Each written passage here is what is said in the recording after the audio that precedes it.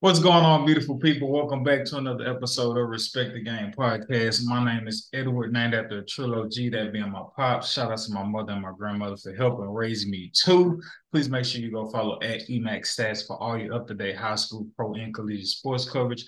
We'll not disappoint. We'll keep you up to date on all that is going on in the sports world. Back to back, like a two-peat.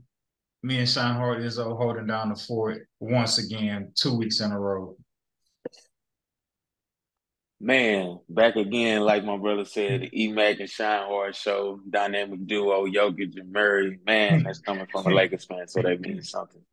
Um, you know, we keep saying it, but Shine Hard surgical picks definitely coming soon. So just be on the lookout. I know the wait is highly anticipated, but Yes, never indeed. overrated. So just be, you know, hey, elongated for the, much awaited demonstration.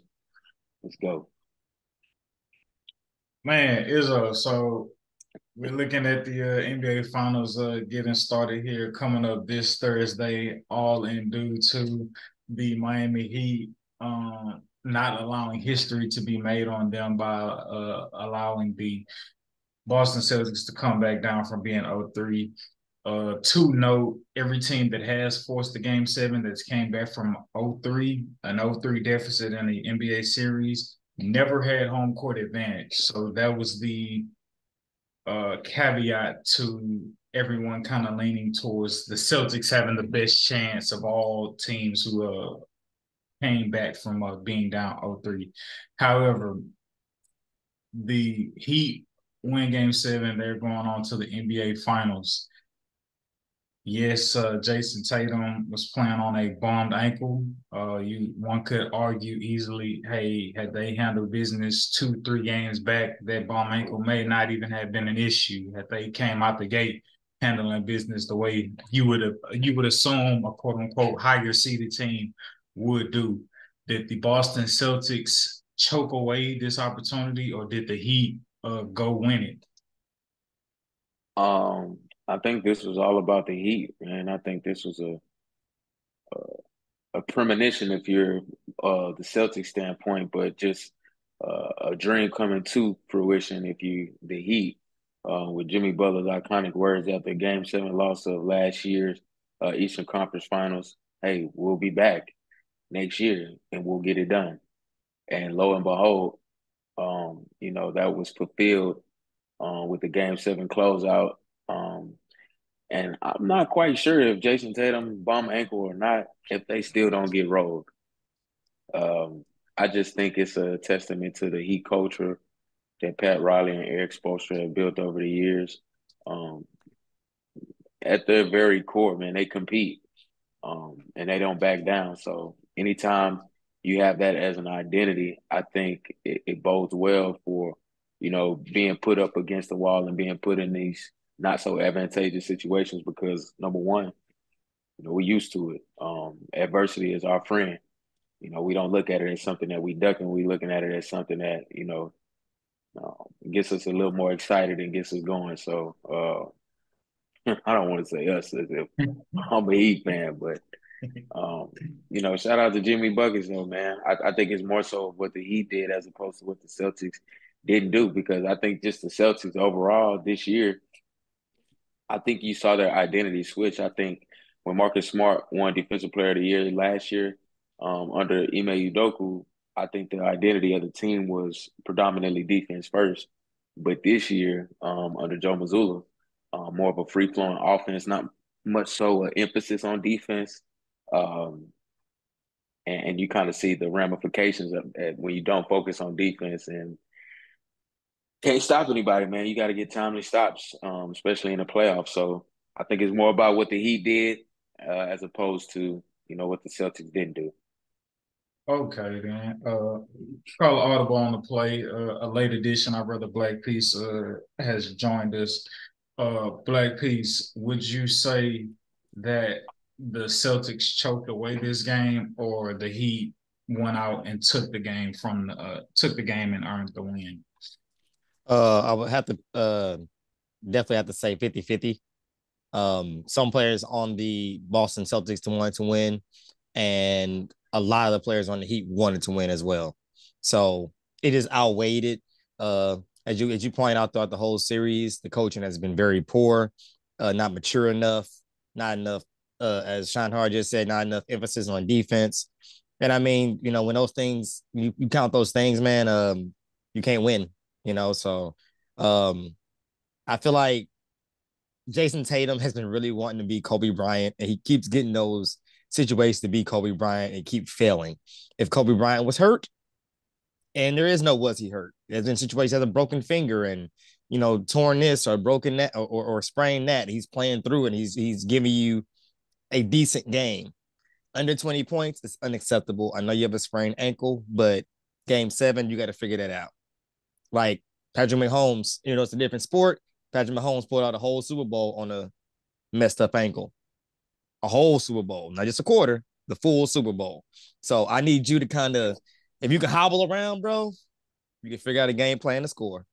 So I think the context for that is different. I think as a QB, you can be a bit stationary for longer stretches as opposed to a constantly moving basketball player. But I get it. You just got to battle through, which is what he did.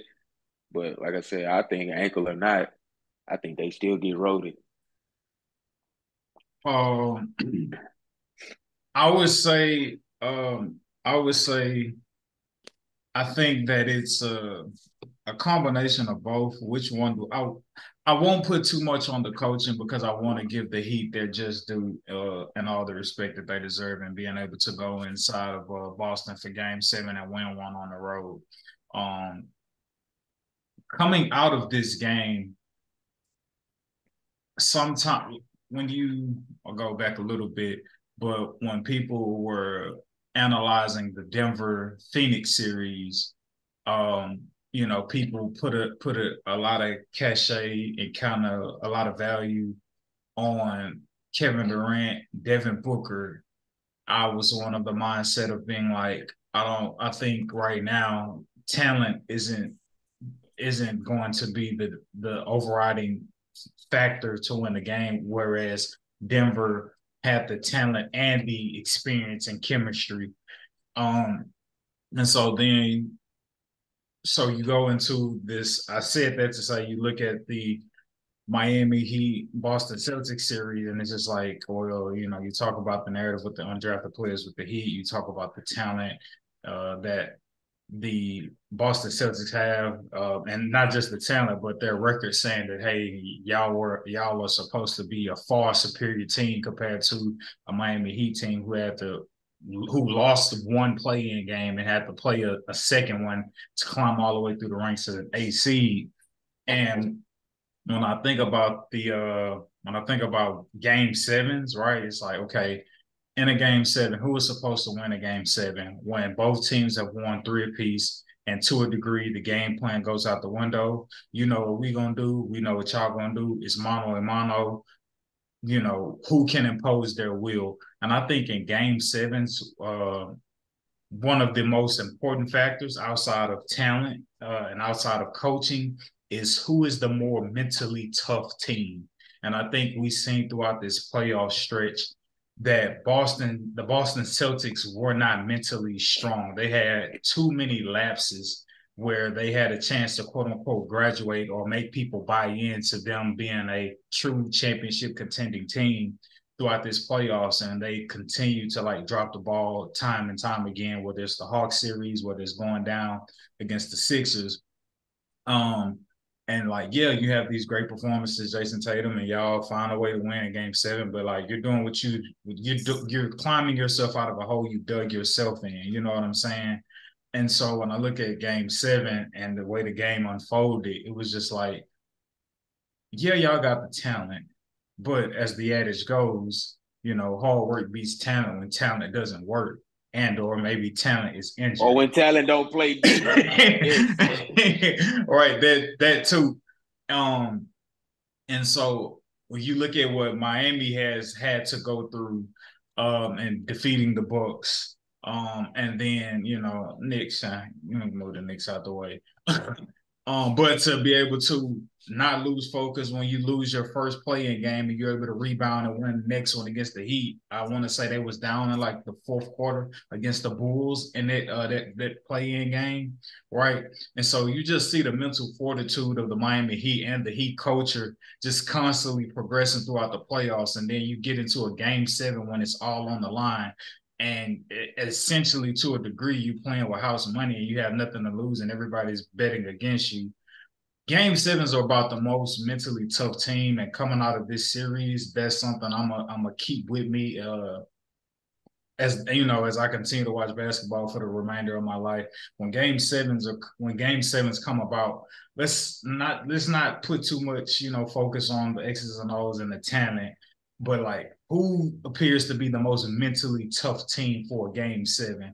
Because I think if you're the most mentally tough team, whether you're home or away, it will not matter. And I think a lot of people can agree. Not even with the recency bias of the Heat winning, but like the Heat had been proven that like, yo, we are a more mentally tough team. Even game 6, right?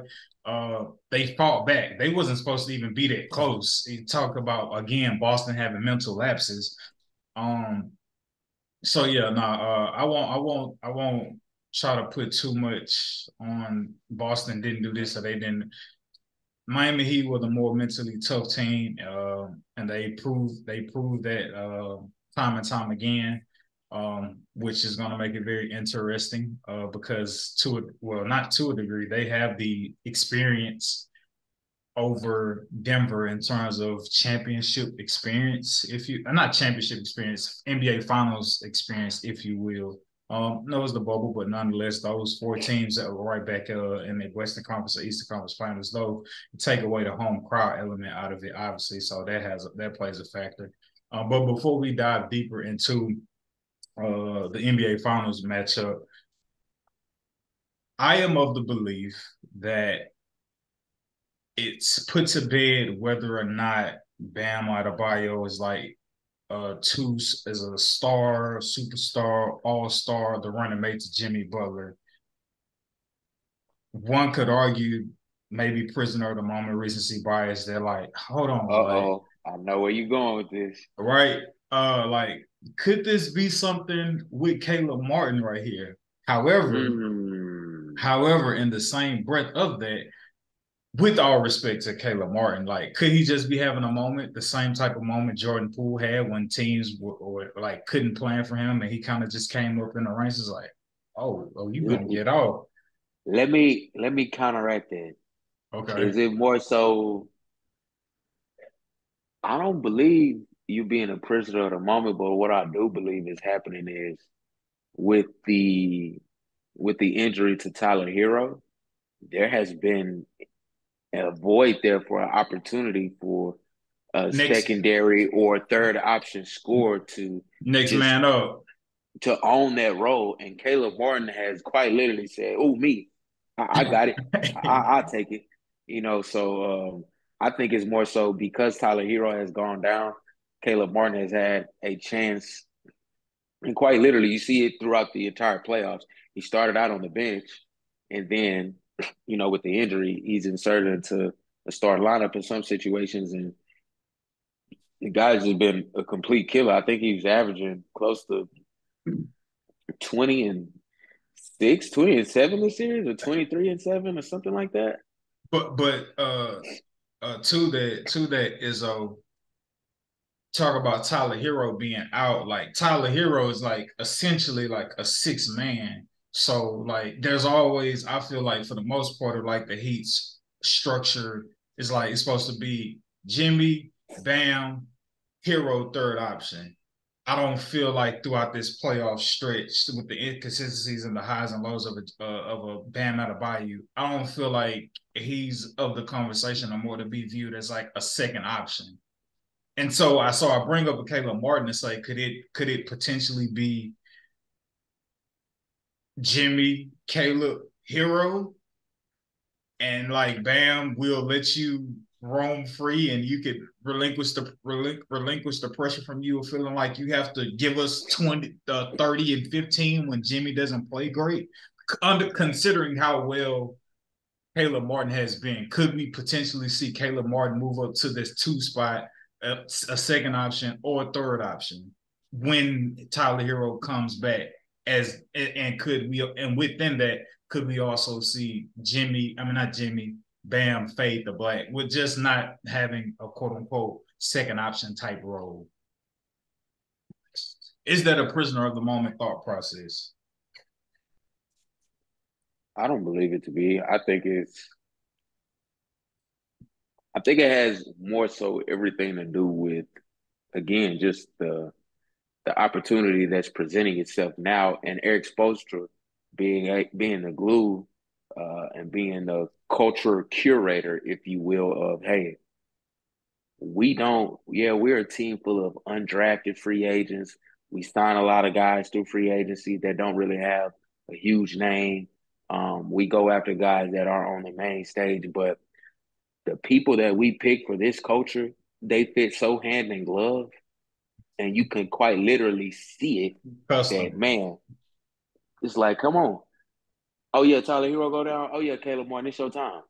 So I think it's more so And by the a way, product. we need you again, Duncan Robinson. Come on. I think it's being a product of a great system and a great culture, and then you having a superstar like Jimmy Butler who is very blunt as far as the communication and expectation, and then on top of that is, hey, he's actually deploying people and employing confidence into his teammates.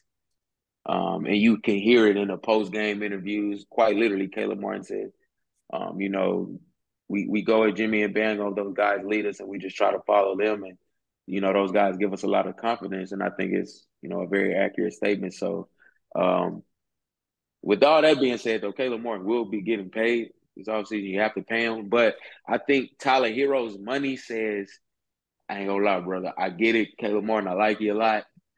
But we just paid this man, so we gotta, We you need know to what I'm get our saying? money's worth out of We need to get him. our money's worth, right? Real quick before you go, Black Peace, Caleb Martin averaged in this series against Boston 19 points and 6 rebounds. In the closeout game 7 game, he dropped 26 and 10.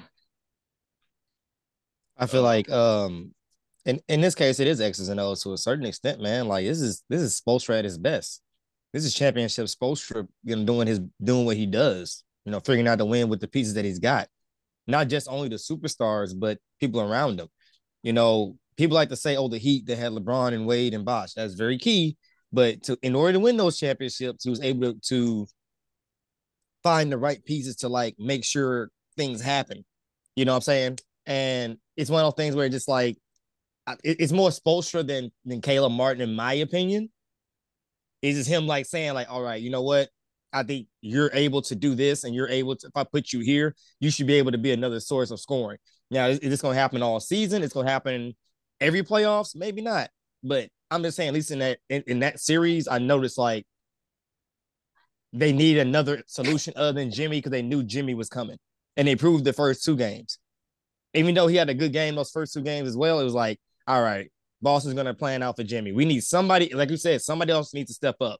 And like he said, he had his hands waving straight up in the air, man, and he executed. And that's what Spoelstra wants out of his players, and he knew that when he got him on the team, when he put him in rotation, all that good stuff. Like I said, Spoelstra is in a good element right now for at least the last 4 or 5 years. People thought he was going to crash out, me, including myself. And shoot, man, like ever since the whole LeBron and Wade era died out, and he's been able to keep his name strong and be able to compete every year. So I just want to say salute to Spoelstra again, man. Like I'm just super impressed from the fact that like technically, man, y'all don't have a big man. y'all technically don't have a over 6'10" big man in y'all starting rotation, and y'all swept through the East as an 8 seed. That just blows my mind.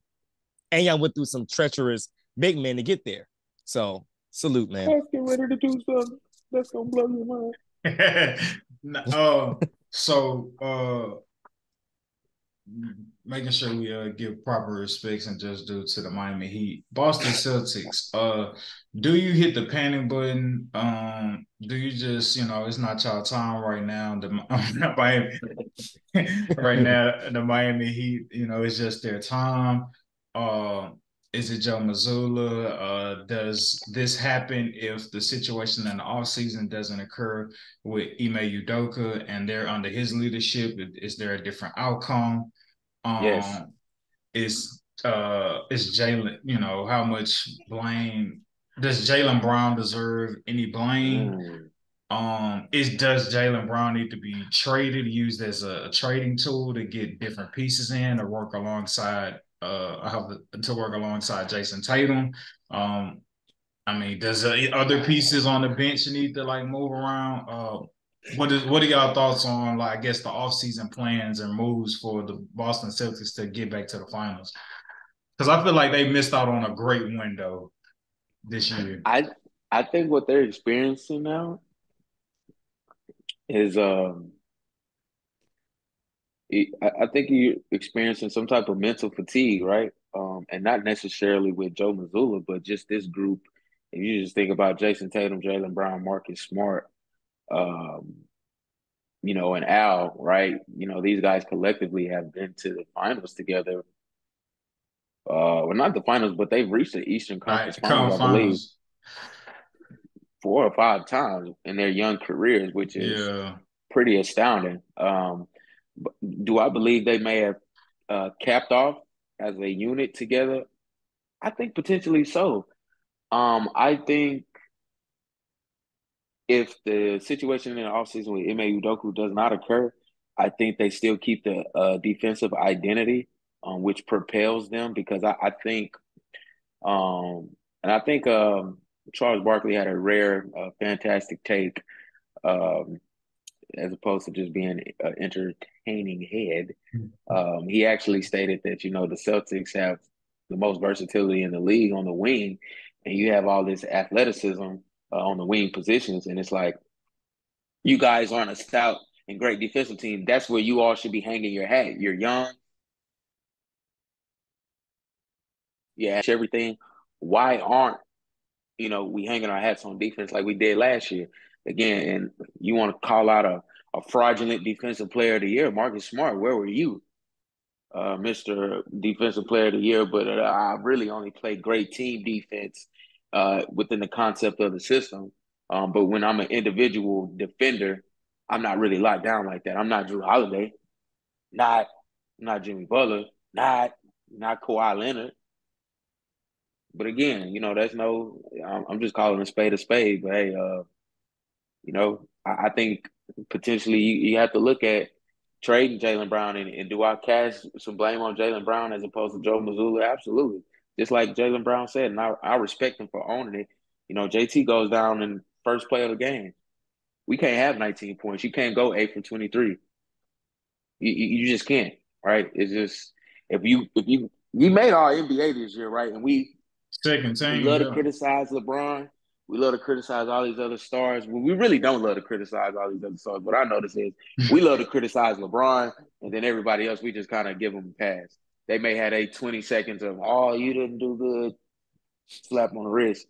But let's grill him. Like Mr. All NBA, Mr. I want a super max, calling out the fan base and saying XYZ. But I don't want to grill him too hard because, like I said, he very accountable dude, very humble.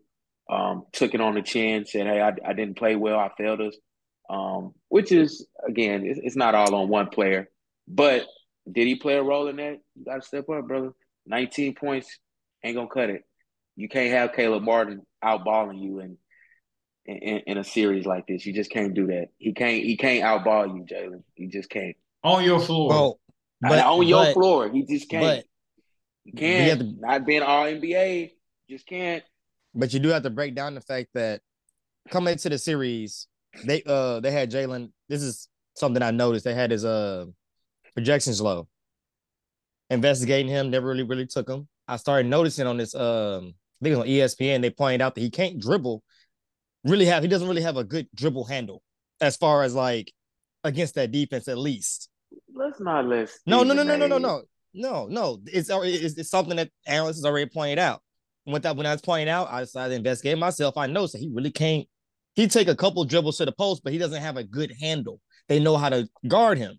So Yeah, with that being said, it's one of the things like when JT went down, it was like, bro, like it takes a good coach to know, like, okay, dude, the next guy is already figured out. We need something else. That's why I blame Mazzulla, me personally. Because like when he went down, it's like, dude, Jalen's already being figured a out. He being a can't do two guard nothing. in the NBA and having He people sit on your left hand and you not being able to dribble because you see it a lot. I'm like, man, the Heat they getting a lot of strips there. And then I'm noticing who getting stripped. I'm like, every time exactly. Jaylen Brown try to put a dribble combination together and get into the lane, he getting his money taken. I'm like, And that's most of his game. Most of it is intimidation. If I think about it, it's like Jalen intimidates you with his aggressiveness and his unpredictability. But in a playoff setting, if you got the right mindset, you can just, like you said, make him go one way and it's done. But the fact that he's so scared, oh man, he put up a three, he put up this, he got the contact. It's like when you can't let him get going, there's nothing you can really do about it. I don't want to shit on Jaylen Brown though. Excuse my French. I don't just want to say it like he just like a Julius Randle out there, like a Oh no, cone it's as not a. far as dribbling.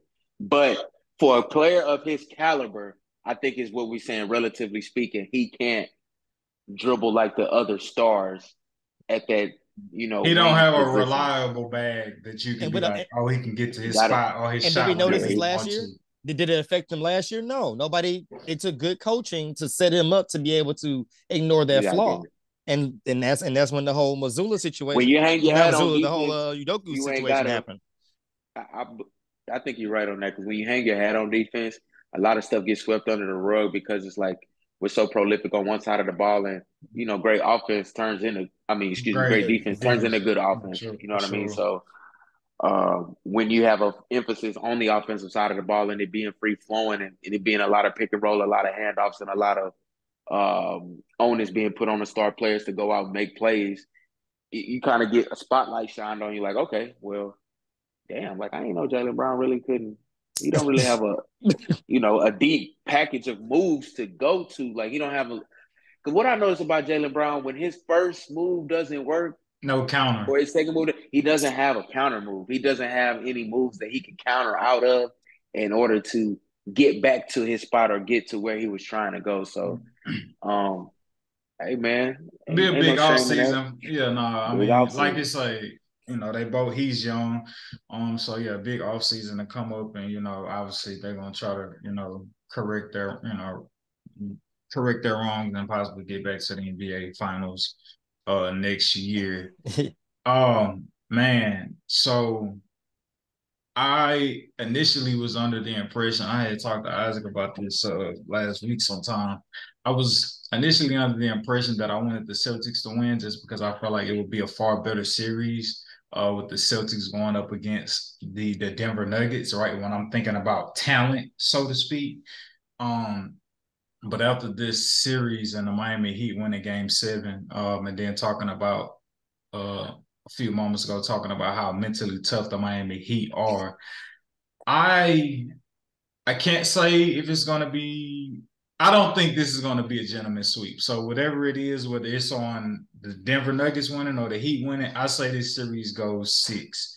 Uh, Denver Nuggets, Miami Heat breakdown. What are y'all initial thoughts? And if you feel like it right now, do want to put yourself on record before the series starts on Thursday? Do you have a prediction in terms of when the game, when I guess the NBA champion will be determined by which game? Hmm. Um, I think this series will be very much so a guts and glory type situation on behalf of Jimmy. The Denver Nuggets have a great team, talked about them. However, if they come out with an entitled attitude in any sort, I can see Jimmy Butler putting on that cape one more time and saying, "I be goddamn." I can see that happening This for because I all don't the really. glory. Like If my this for Yeah. all the glory, I can muster this up for 4 games. So it's just like I can when I play look over all there at 48, Denver, all you need me to play. when I look over there at Denver, the Lakers were able to climb back into every single game. They were not able to pull away, even when going up 20 plus. The Lakers always were able to climb back in. So what that told me is Denver does not know how to close the door necessarily as far as once they get out into a comfortable lead. They don't know how to maintain that lead. They tend to let go of the rope and try to figure it out and piece it out towards the end of the game. I don't know if that works on Jimmy Butler and a coach like Eric Spoelstra who will dissect you to a T and quite literally analyze every single move that you make and have a counter for it. So, with that being said, um, don't want to go on a limb right now on a projection, but my heart is just telling me the script writers and the script talk. I think Jimmy Butler gets one, and I think is one of the most iconic, championships for a single player within the past 20 to 25 years, just due to his story, his upbringing, and his origin. So, rooting for the hometown kid, even though he don't claim Houston, he claims Talkin. I'm gonna let it pass. Uh, so hopefully it's Heat in 6 or 7, but I can definitely see the Nuggets taking this too, and it's like, oh, that ain't no take. You playing both sides of the fence. Well, I don't know, but I hopefully the Heat can pull it out. Me, I see a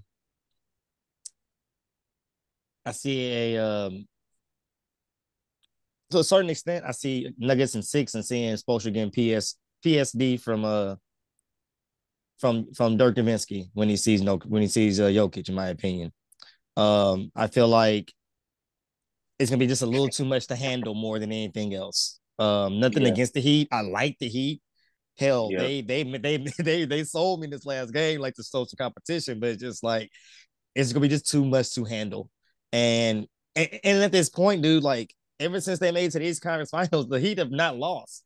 There is no losing at this point, in my opinion. If they lose, it man, if it's a sweep, game 6, 7, 8, the Heat have won. I'm sorry, I know there's no technical winners in sports, but at a certain level, bro, play in, got lost this, you lost that, bro. There is no losing. But like I said, with all that being said, I do kind of I wouldn't be the most shocked person in the world if the Heat pull it off in the game 7. So I'll say Nugs in 6, Heat in 7. So yeah, I don't see them getting no nice little 6. Nah, I can't see 6 for the Heat. That's hard to swallow. Um, That's tough. okay, so as of now, looking at DraftKings, the Nuggets are the favorite at minus 400 to win the NBA championship, whereas Oh, that's the some good money on the Heat if they win, boy.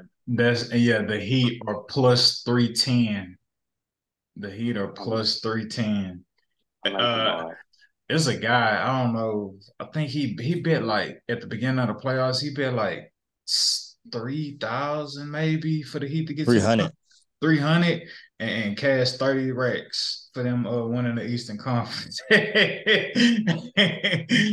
um, yeah, man. Woo.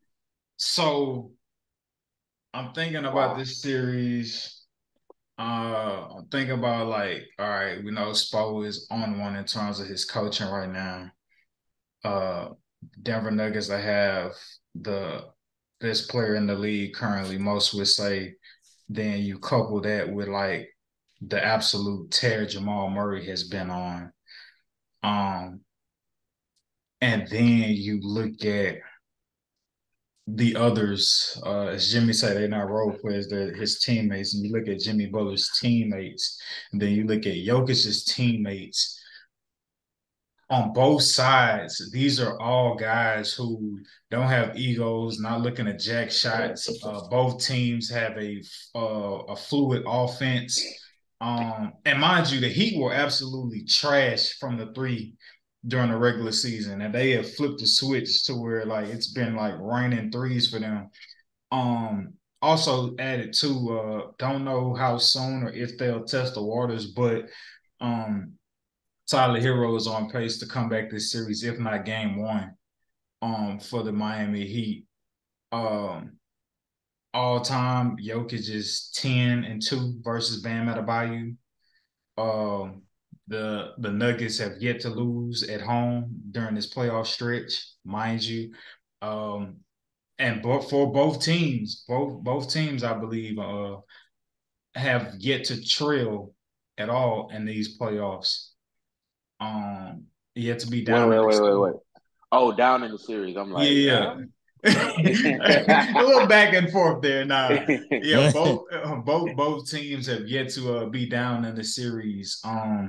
The Nuggets winning in five, then they sweep the Lakers. And Nuggets win in five against Minnesota, then they win in six against the Suns, and then they sweep the Lakers in four. Uh, Heat get it done in five versus Milwaukee. Then they get it done in five again against the New York Knicks, and then they win it in a good check game in 7 games against Boston. So you kind of just looking at the tail of the tape in that regard. And also Boston, I mean not Boston, the Heat are 0-6 in their last games on the road at Denver. So I mean, do with that information as you will. Some certain times both teams not at full strength. We know how that narrative go and trying to compare what they did in the regular season, so on and so forth. Oh man, I'm excited for this series more than I was before because, like I said, at first I thought I had Boston won the series. A lot of people are writing the Heat off, and I'm just Plus and I'm 300, man. Golly. and sometimes history likes to repeat itself. And I think about the NBA back in '04 when the Lakers were a heavy touted favorite because it just looked like they had it all. Talk heavy.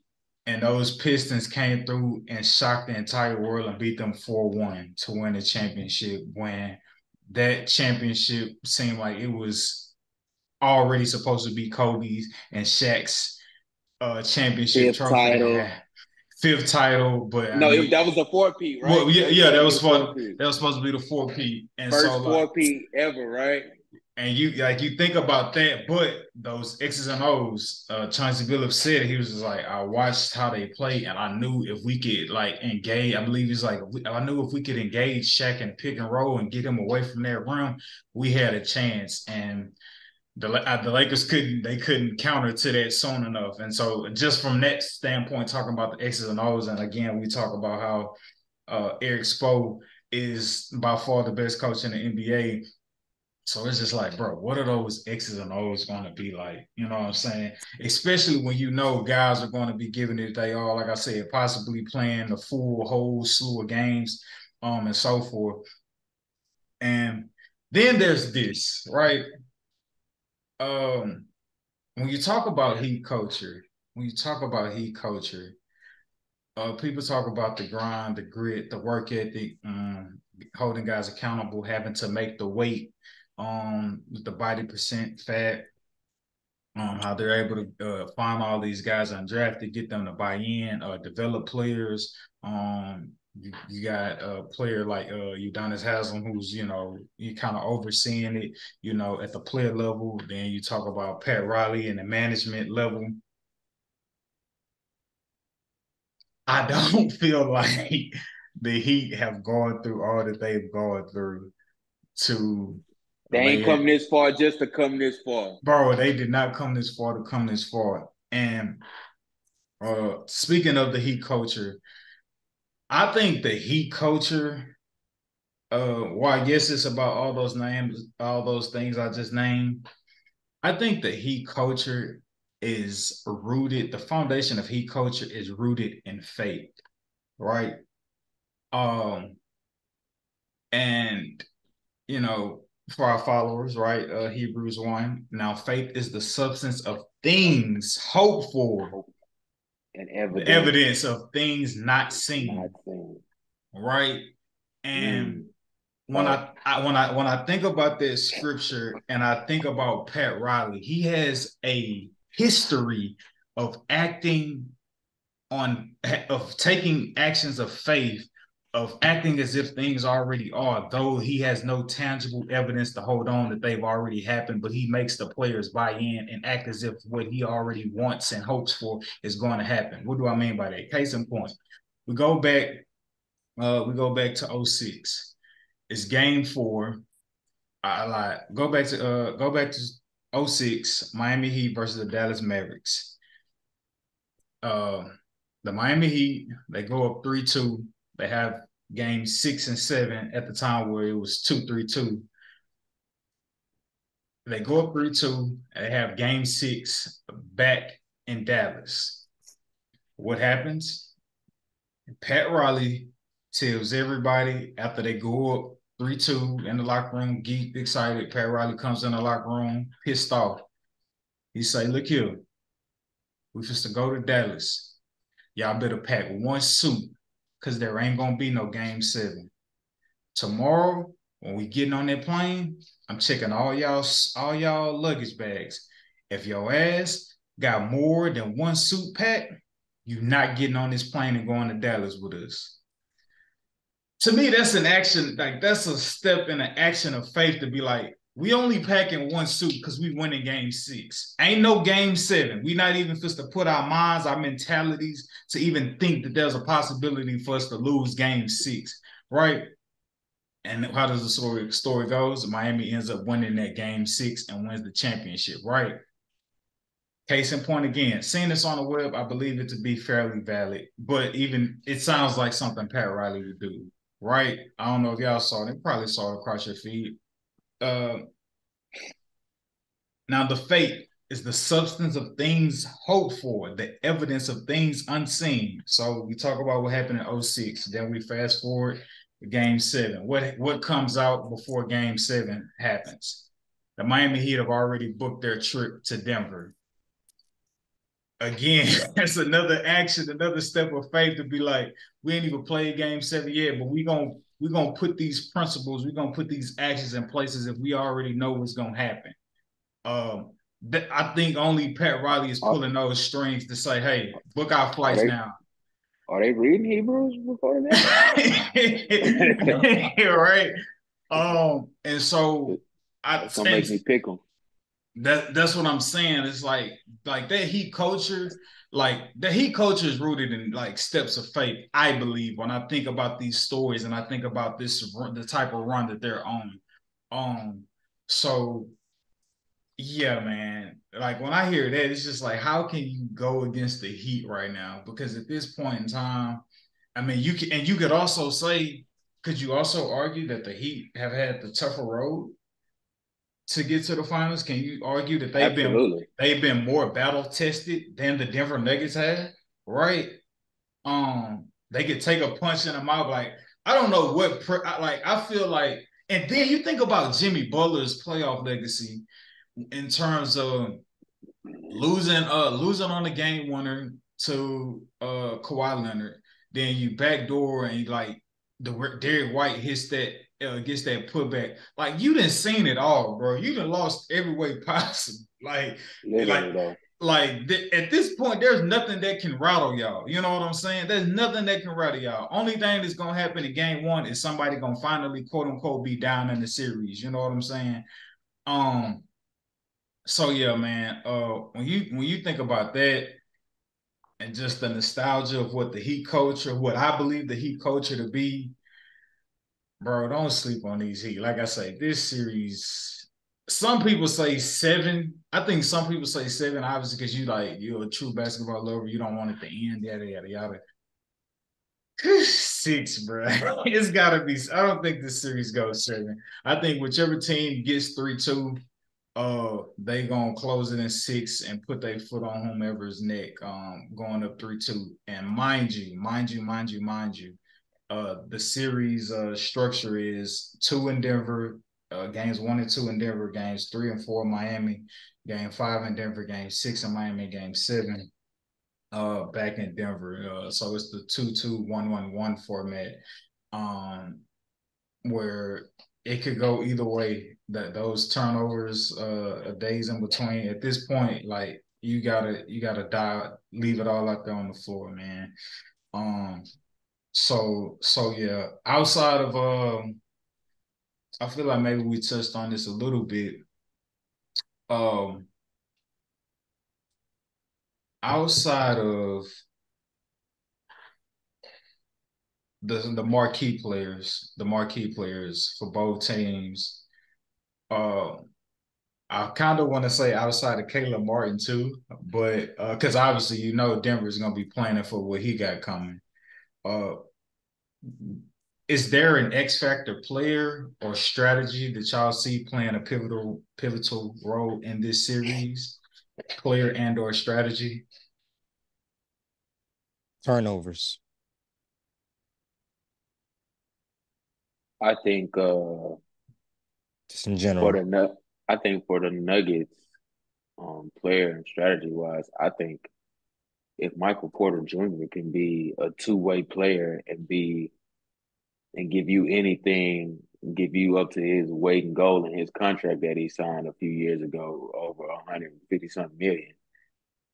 I think he could potentially, throw a wrench in the game plan because I mean, you obviously game plan for Jokic and Murray, but if obviously, he shoots the ball, but if Michael Porter Jr. develops a mid range, a face up game, and really but I don't know if that's his role on this team because you have such a unique player in Jokic, and then you have a great point guard in Murray, to where I don't just think it's enough basketball to go around for him to spread his wings, but if he can be that guy for a game or two, I think that could be enough to And put I him would over the hump. say, and I would say, added to that, an efficient that guy. Right. Yeah. Because he won't have the opportunities and the volume like that Right. of a star player. But in spurts, if he maximizes his opportunity, it could spell trouble, could be dangerous. And you were saying turnovers, D.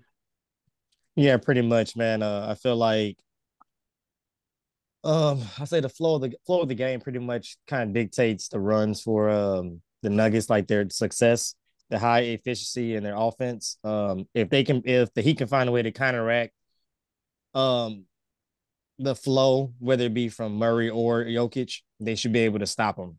And that's the thing. I feel like Spoelstra has the ability to stop it, but will it happen? Or are the Nuggets going to be able to know, like, okay, we're going to get a very defensive savvy team. Let's let's not try to be so predictable. Let's not try to be so Let's obvious. Let's not not be try to be cute. so let's not be so let's not be cute with this. They're going to be ready for us. And I noticed that in the Boston series, like I said, turnovers were like crazy, and that was supposed to be a very put together offense to a certain extent. Even with the coaching mishaps that they have, they were supposed to still make some pretty good passes around. But like I said, they got exposed with that. And like I said, I feel like the Heat should be able to expose them with that. Like I said, the players they have are grimy, and they're willing to go and cut lanes off and risk being in foul trouble. You know what I mean? And get their point across. They're not too conservative and laid back. They're willing to be aggressive on the ball. So, pause. So, like I said, man, if the Nuggets can find a way not to be can find a no right can if the Nuggets can find a way to uh be ready for that, they should be able to win. And if the Heat can just find a way to get those turnovers, man, I think that's what it comes down to.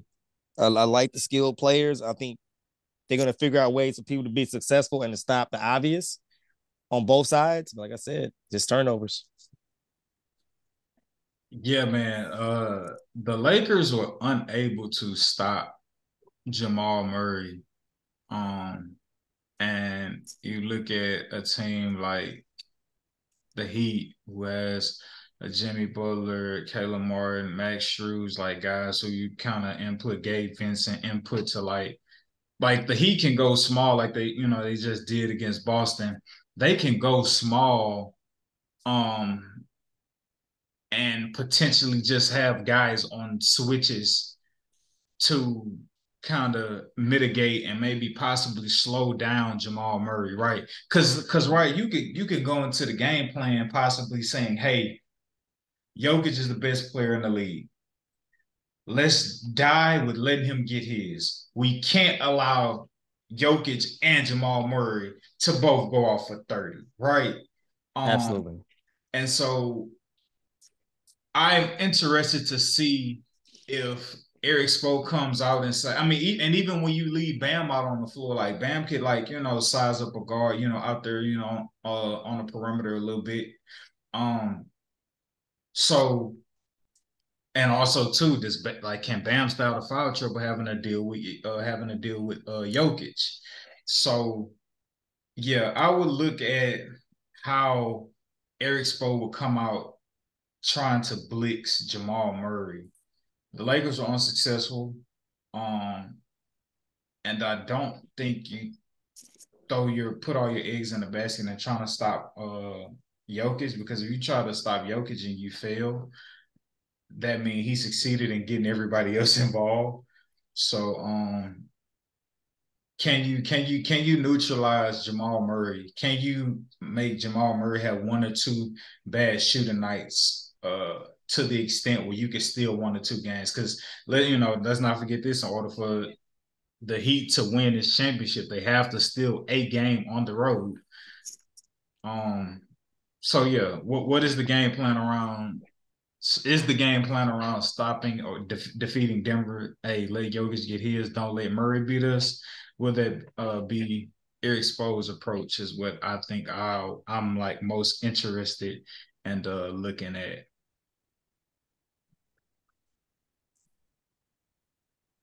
But yeah, man, that is it. Man, a great, powerful episode.